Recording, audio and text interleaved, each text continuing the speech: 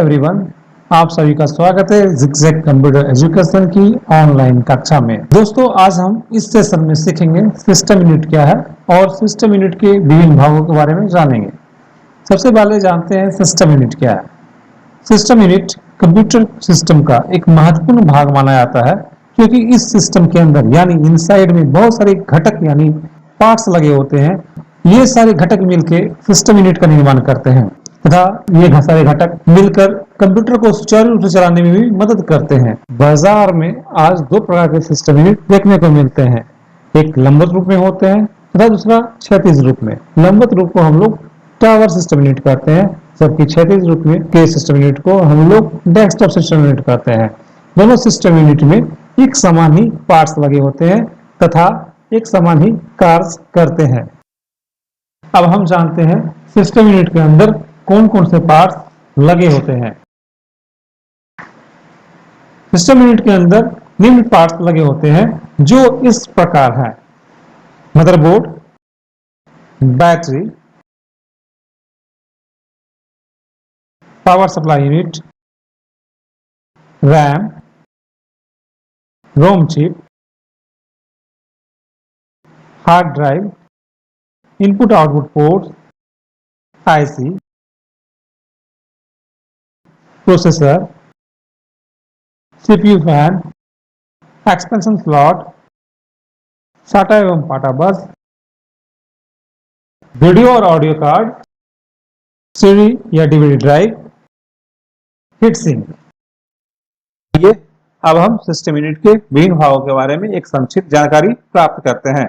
Motherboard fibre glass का बना एक आयताकार कार्ड होता है जिसमें विभिन्न प्रकार के पार्ट्स लगे होते हैं। इसे प्रिंटेड सर्किट बोर्ड भी कहते हैं यानी पीसीबी कहते हैं। इसमें विभिन्न प्रकार के पार्ट्स लगे होने के कारण कंप्यूटर को सुचारू रूप से चलाने में मदद करते हैं। फाइबर ग्लास विद्युत का कुचालक होता है, जिसके कारण इसमें शॉर्ट सर्किट की संभावना नहीं के बराबर होती है। बैटरी, जब हम सिस्टम को स्टार्ट करते हैं तो हम ये देखते हैं कि कंप्यूटर का जो समय होता है तारीख सही दिखाता है। इसका कारण क्या, ये जानते हैं। सिस्टम यूनिट में एक छोटी सी डिवाइस लगी होती है जिसे हम बैटरी के नाम से जानते हैं। यह सिस्टम बंद होने के बाद भी उसे धारा प्रवाह करती रहती है, जिसके कारण हमारा ये समय और तारीख चलते रहता है। इस बैटरी को हम लोग सीमोस बैटरी कहते हैं, जिसका फुल फॉर्म होता है complementary metal oxide semiconductor. Power supply unit, system unit के अन्य डिवाइस को कार्य करने के लिए विद्युत यानी इलेक्ट्रिसिटी की आवश्यकता होती है। सिस्टम यूनिट के अंदर एक ऐसा डिवाइस होता है जो यह कार्य करता है, जिसे हम पावर सप्लाई यूनिट कहते हैं। इसका मुख्य कार्य एसी करंट को डीसी में कन्वर्ट करना होता है तथा अन्य डिवाइस को उनकी जरूरत के अनुसार वोल्ट प्रदान करना होता है। जैसे हार्ड डिस्क को 5 वोल्ट, मदरबोर्ड को 12 वोल्ट की आवश्यकता होती है। इसी प्रकार अन्य डिवाइस को आवश्यकता होती है, उसके जरूरत के अनुसार वोल्ट प्रदान करती है। पावर सप्लाई यूनिट को एसएमपीएस के नाम से भी जानते हैं, जिसका फुल फॉर्म होता है switch mode power supply. RAM, आइए अब हम जानते हैं रैम के बारे में। रैम को समझने से पहले सबसे पहले जानेंगे मेमोरी क्या होती है। मेमोरी ऐसा स्थान होता है जहां हम लोग निर्देशों और डेटा को स्टोर करके रखते हैं, जैसे हमारा ब्रेन।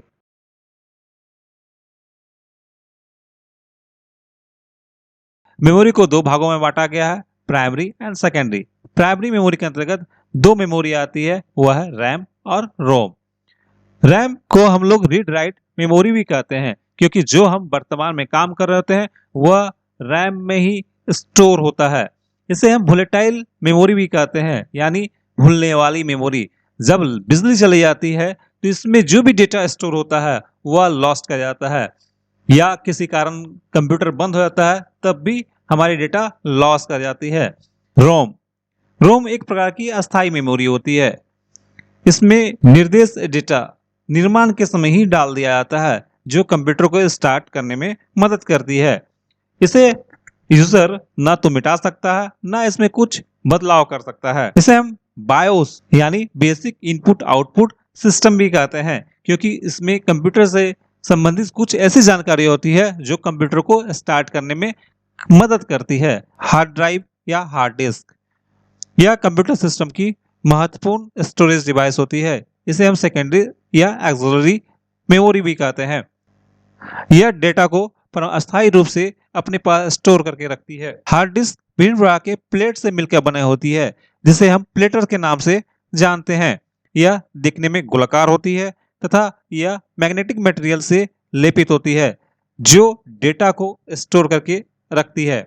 आजकल बाजार में विभिन्न प्रकार के साइजों में हार्ड डिस्क उपलब्ध है। आप अपनी आवश्यकता अनुसार हार्ड डिस्क को खरीद सकते हैं। Input output ports. Input output ports का इस्तेमाल विभिन्न प्रकार के डिवाइस को सिस्टम यूनिट से कनेक्ट करने के लिए करते हैं। आईसी इंटीग्रेटेड सर्किट यानी आईसी, ये विभिन्न प्रकार के पार्ट्स जैसे कैपेसिटर, ट्रांजिस्टर, रेजिस्टेंस इत्यादि से मिलकर बने होते हैं तथा एक नए सर्किट का निर्माण करती है। इसे हम चिप के नाम से जानते हैं। ये दो प्रकार के होते हैं, logic chip and memory chip. Processor का निर्माण बहुत सारे आईसीज को मिला के किया जाता है, जो एक सिंगल चिप में उपलब्ध होते हैं। इसमें एएलयू तथा सीपीयू दोनों शामिल होते हैं। सीपीयू फैन, सिस्टम यूनिट के अंदर एक छोटा सा पंखा दिखाई देता है, जिसे हम लोग सीपीयू फैन के नाम से जानते हैं।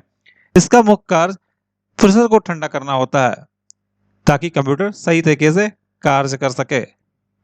एक्सपेंशन स्लॉट एक ऐसा स्थान होता है जहां एक्सपेंशन कार्ड को लगाया जाता है। जैसे अगर हमें वीडियो कार्ड या ग्राफिक्स कार्ड लगाना है तो हम एक्सपेंशन स्लॉट में सेट कर सकते हैं। वीडियो और ऑडियो कार्ड, जैसा कि आप जानते हैं कि हमारी सूचनाएं कंप्यूटर मेमोरी में स्टोर होती है और हमें उसे हम डायरेक्ट नहीं दे सकते, इसलिए हमें एक आउटपुट डिवाइस की आवश्यकता होती है जहां हम उसे देख सकते हैं। और आउटपुट डिवाइस तभी काम करता है जब सिस्टम के अंदर वीडियो कार्ड मौजूद हो। वीडियो कार्ड हमें आउटपुट देखने में मदद करता है।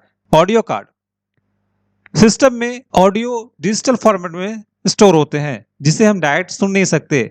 ऑडियो कार्ड डिजिटल फॉर्मेट को एनालॉग फॉर्मेट में कन्वर्ट करता है, जिसे हम आसानी से सुन सकते हैं।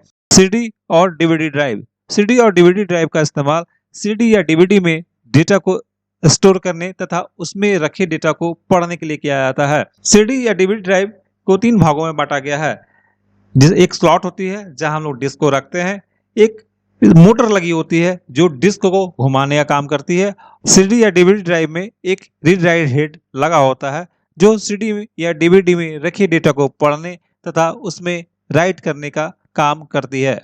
हीटसिंक एल्युमिनियम का बना होता है। हीटसिंक का मुख्य कार्य ताप को एक जगह से दूसरे जगह स्थानांतरित करना होता है, यानी इलेक्ट्रॉनिक उपकरण से निकलने वाले गर्मी को ये एक जगह से दूसरे जगह स्थानांतरित करता है, जिसके कारण वह उपकरण ठंडा रहता है।